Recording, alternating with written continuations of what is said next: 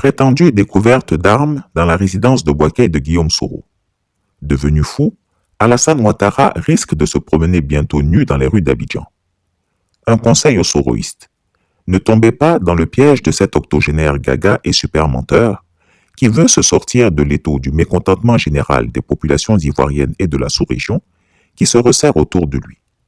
Il veut divertir le peuple alors qu'il a été pris en flagrant délit de mensonge avec l'audio authentique intercepté entre Boubou Cissé et lui, son incapacité à trouver des solutions à la problématique de la cherté de la vie et à la détérioration de son image dans l'opinion publique sous-régionale, notamment celle du Mali. En effet, dans une de ses publications intitulée « Déstabilisation de la transition malienne », Alassane Ouattara s'associe à des bandits pour renverser le gouvernement malien depuis Abidjan. Chris Yapi vous a révélé comment Alassane Ouattara est en train d'organiser l'opposition malienne et de la soutenir publiquement dans sa volonté de déstabilisation de la transition du colonel Assimi Goïta. Le dictateur des lagunes a officiellement donné sa caution à une opposition pour lancer un appel public au renversement du gouvernement d'un pays voisin et à constituer un gouvernement parallèle à celui-ci. D'ailleurs, selon certaines informations, le 26 février 2022, la police ivoirienne se serait rendue à Abidjan chez Enea Ibrahim Koulibaly, celui-là même qui s'est autoproclamé en sol ivoirien, président de la transition civile du Mali, pour l'auditionner. Mais il avait déjà précipitamment quitté le pays. Alassane Ouattara est un vrai comédien. Cet homme politique malien a été accueilli par le protocole d'État à son arrivée en Côte d'Ivoire. Il est nourri, logé et blanchi par la présidence de la République ivoirienne. Il est allé en voyage et a encore été escorté par le protocole d'État. Qu'en dit la CEDEAO? Alassane Ouattara peut-il tout se permettre dans la sous-région? Bref, mis à nu, il a donc décidé d'appliquer la théorie de Charles Pasqua, ancien ministre français, et je cite « Quand on est emmerdé par une affaire, il faut susciter une affaire dans l'affaire, et si nécessaire, une autre affaire dans l'affaire de l'affaire, jusqu'à ce que personne n'y comprenne plus rien. Ne vous laissez pas berner par ce super menteur. Hypertendu et en mauvaise santé, au point de prendre des médicaments chaque 30 minutes, Alassane Ouattara n'a qu'une obsession, voir périr son adversaire le plus coriace, Guillaume Soro. Malheureusement, c'est cette obsession qui le conduira à sa perte prochaine. C'est un fait. Comme Alpha Condé, Ibeka et récemment Roch Kaboré, ce vieil homme sera chassé comme un fruit pourri du pouvoir. On n'a pas besoin de marabout pour le savoir. Les signes sont visibles et tangibles. Lui-même doit le savoir. Mais comme tout bon sorcier, il a adopté la technique de la terre brûlée, qui est d'infliger le maximum de dégâts à ses opposants, les décimer. Mais comme Dieu est grand, ce sont plutôt ses fils spirituels qui les premiers ont été frappés par le mal qu'il a toujours souhaité aux autres. Appréciez vous-même. Amadou Gon Coulibaly, mort. Ahmed Bakayoko, mort. Cheikh Boakari Fofana, mort. Amadou Soumaoro, mort vivant. Vous pouvez compléter la liste. Alassane Ouattara n'a pas encore atteint le stade de Dieu. Il tombera à la plus grande surprise des Ivoiriens. Mais pour l'heure, qu'il se concentre sur le quotidien du peuple, au lieu de nous perdre le temps avec des découvertes d'armes que lui-même a achetées. Lui, le plus grand putschiste de la sous-région, qu'est-ce qui le surprend? N'est-ce pas son premier métier, putschiste?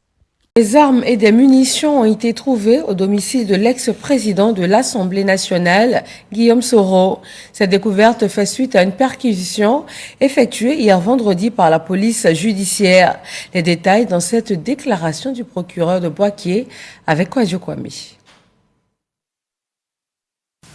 À la suite de plusieurs informations faisant état de ce que des armes étaient cachées au domicile de M. Guillaume Soro, situé au quartier Gonfreville de Bouaké, des perquisitions avaient été effectuées à l'intérieur du dit domicile. Ces perquisitions s'étaient révélées infructueuses. Le vendredi 25 février 2022, exploitant une autre information, des officiers de police judiciaire se sont transportés à nouveau au dit domicile avec des détecteurs de métaux qui ont permis de localiser de façon précise l'endroit où des armes étaient enfouies dans l'arrière-cour. Cette perquisition, menée sous la supervision du procureur de la République et en présence constante du nommé Coulibaly Yaya, gardien des lieux, a permis de découvrir 4 canons de 14,7 mm, 6 percuteurs, 15 200 munitions de type 9 mm, 3 cache-flammes, 10 accumulateurs, 36 chargeurs de portatifs Motorola GP340, 14 portatifs Motorola GP340. Une enquête a été immédiatement ouverte à la brigade de gendarmerie, section recherche de Bouaké, pour détention, entreposage d'armes de guerre, éléments d'armes et munitions de la première et deuxième catégorie sans autorisation administrative et tentative d'atteinte à l'autorité de l'État. Pour une fois, Chris Yapi va l'aider. Qu'il aille dans la résidence de Guillaume Soro à Marcory. Dans sa piscine se trouve enterrée une bombe atomique. Dans celle de Bouaké se trouvent 10 hélicoptères Mi-35 que possède désormais l'armée malienne. Dans sa maison du village à Ferké se trouvent enterrés 50 chars. Les postes radio Motorola présentés ne sont plus d'usage il y a longtemps et c'est évident. Ils ne sont même pas intelligents dans leurs mensonges. Les nouvelles technologies peuvent faire beaucoup de choses, comme l'affirme Super Menteur. Les nouvelles technologies peuvent faire beaucoup de choses. Moi, je suis content de vous voir votre mine bien reposée. Ce sont donc les nouvelles technologies qui sont allées mettre ces armes dans la maison de Guillaume Soro. Vieux manipulateur, va. Sachez que les Ivoiriens s'en contrebalancent. Ils disent qu'ils ont faim, toi ce sont des armes tu cherches. De toutes les façons, c'est une affaire entre un vieil homme moribond et son fils. Les Ivoiriens, quant à eux, réclament leur pays pris en otage. Ils réclament la libération des prisonniers politiques et une réconciliation vraie. Les Ivoiriens attendent l'éradication de la pauvreté et réclament de meilleures conditions de vie dans la sécurité.